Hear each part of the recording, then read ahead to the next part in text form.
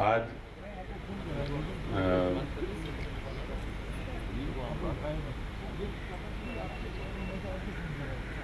You B G کے patron in chief S M Munir صاحب اور این بی جی کے چیئرمین میاں زاہد حسین صاحب اور میرے تمام لیڈران، میرے دوست، سارے بھائی ادھر موجود ہیں، اور مظہر علی ناصر صاحب میرے دوست، بڑے اچھے بھائی میرے موجود ہیں ادھر، بہت سارے دوست، ہم سب دوست ہیں. اور ہمیشہ میں چاہے کسی بھی گروپ میں ہوں، لیکن جو ہمارے جو پرسنل دوست ہوتے ہیں ان کو کبھی نہیں بھولنا چاہیے، اور ان کے ساتھ کبھی بھی میرا تعلق ختم نہیں ہوتا.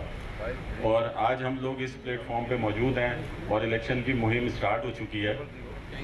تو میں بہت سارے سوالات تھے، تو میں نے کہا تھوڑا سا اس میں یہ میاں زاہد صاحب کی ابھی ہوگی تقریر، وہ بھی اس بارے میں کچھ بولیں گے.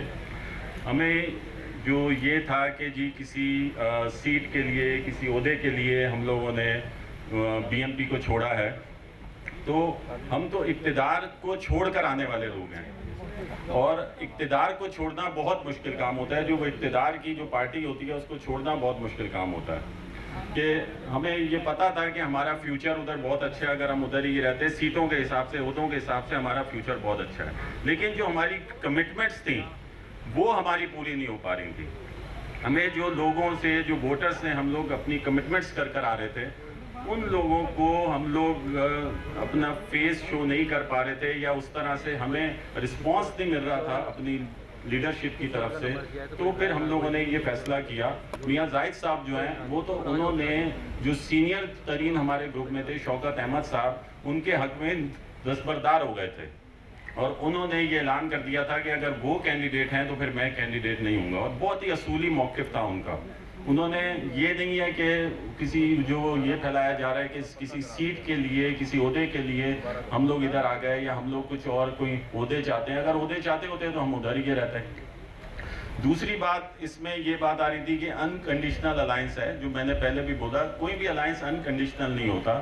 ہم لوگوں نے یہ پہلے ساری باتیں طے کی کہ اب جو بھی فیڈریشن ابھی تک ہے اس کو ہم لوگوں نے بہت بہتری کی طرف لے جانا ہے.